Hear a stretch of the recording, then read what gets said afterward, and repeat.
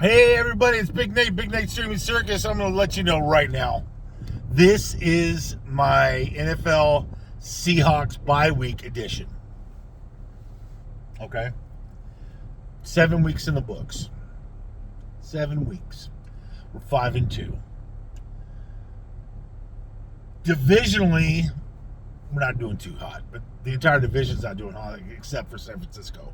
So as long as we beat San Francisco and we beat the Rams and we take out the freaking Cardinals as we should, we'll be okay. We'll be okay. They're going to make the playoffs if they stay healthy, okay? Here's my thing right now. On paper, they look great. Defensively, they're doing better. They're getting done what they need to get done, except that they don't have that let's end this now mentality. Stretching these games out and getting them to like one score and winning by one score or less is driving me nuts. Because they have the offensive power. They have the offensive power that when you've got a lead, put your foot on the opponent's throat and choke them the fuck out. Please. Don't let up for a minute. This new offensive coordinator, he has a knack for putting things in that takes the team out of rhythm, it seems like. Like when they're doing the first quarter and the first half and they're moving down the field successfully and they've got a nice run balance going, it's mostly runs, and then in the second series they open up the passing game, which is what you're supposed to do in a run-heavy offense like they have. Kenneth Walker ran, I don't know why the energy is so bad for him sometimes. Charbonnet came out, lit the place up. And then they went away and they went back to Kenny. It's like they're trying to appease people when you should just run with what works. If it's not working, stay with what works until it doesn't work anymore. Now, Charbonnet is not as... Kenny is basically a guy who gets better over time. In the beginning, in the beginning part of the game, when the line's fresh, he's not getting those openings that he would later in the game. That's what you see all the freaking time. So early in the game, and Charbonnet had 2 touchdowns. Okay? I think he's better out of the backfield to receive than Kenneth Walker.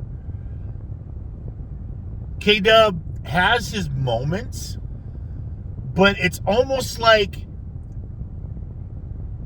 the line is trying to protect for a certain running back a certain way, and they protect for the other running back a different way.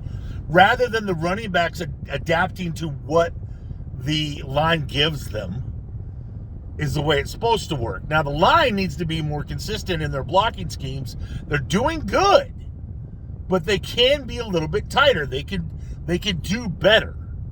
All right? At moments, they're flashing, and they look like Pro Bowlers. And then there's times where they're screwing the pooch. They're just letting too much in. They're not communicating when they've got the line full of fucking defenders and they're coming with heat. Sam Darnold, respectively, though, you need to be able to read that shit, not get flustered, Sam. I've seen it too many times this last week against Houston where you're trying to make shit happen that you don't need to make happen, and mistakes get made, and then you cost yourself. Stop it. You're better than that. You're better than that. You did it last year way better. Okay? Stay calm. Believe the process. Do your job, and everything will be fine. Let the coaches worry about why it's not working. You just execute. Okay? That's the biggest thing that everybody on the Seahawks need to do. Do your fucking job. JSN is. I don't think he can be covered, honestly. That guy is so elusive, and he's so much faster this year than he was last year. It is crazy. Could you also please maybe distribute the ball a little better? Because, I mean, Cooper Kupp can catch the ball. If they had, like, if you got rid of one of these up-and-comers, don't give them so much play time, and you were to sign Tyler Lockett, if you brought Lockett in right now, you would have that guy, that slot receiver, and then you could put him anywhere. Put him outside, inside, it don't matter. Put him in motion. If you had Kupp, Lockett, and JSN as your receiving core, and then a solid tight end like Barner, you guys would be getting 400 yards receiving every game. Every game. You guys would just rack up that many points because they're not going to be able to cover those 4 guys. You got 5 guys back there, right? Maybe 6. Plus the running back. You got the running back coming out of the backfield. That's 5 solid receivers. So you got one guy going to the flat, one guy heading the post, one guy heading the corner, one guy coming across the formation, and then you got a check valve freaking in the flat.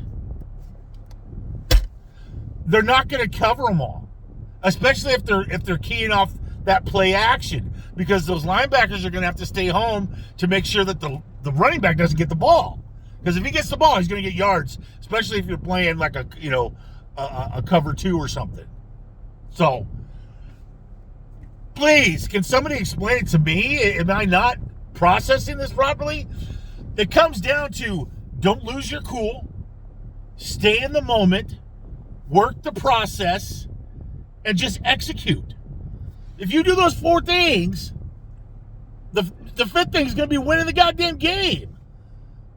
You need to put these people away early so that you can rely on the run game and just cruise to a victory. That's what I want to see. I want to see 21 points in the first half, and then you sit there and you nickel and dime the first downs as much as you need to with the passing game, but you just double tight end set, fullback, and just plow these guys into it. If you guys came out and just ran the ball, like first down, run the ball, second down, run the ball, they're going to have to put so much up there to stop you. I mean, it's going to be basically a scrum. I don't care. It's not pretty. It's not sexy, but it's a win. You're taking time off the clock. You're controlling the ball. You put yourself in short yardage situations, hopefully. Work the process. Kubiak is doing what he needs to do. It's just that he needs to find better rhythm.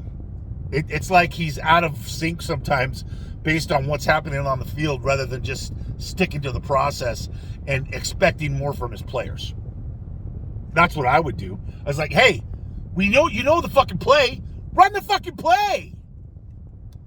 Don't improvise. Don't get flustered. If you're going to take a sack, take the fucking sack. Don't throw it away and then get it intercepted. Come on, Sam. You're better than that shit. Fucking get outside the pocket. Try to make something happen. If it's not there, throw it the fuck away. Live to play another down. I mean, even if you don't move the ball, punt that shit. You got one of the best punters in the game. Your special teams is good this year. Maybe not field goals. I don't know what's up with his ass. It's like, I don't know. It's like the year of the kickers just isn't here this year. So, anyway, Hawks, love you. Bye.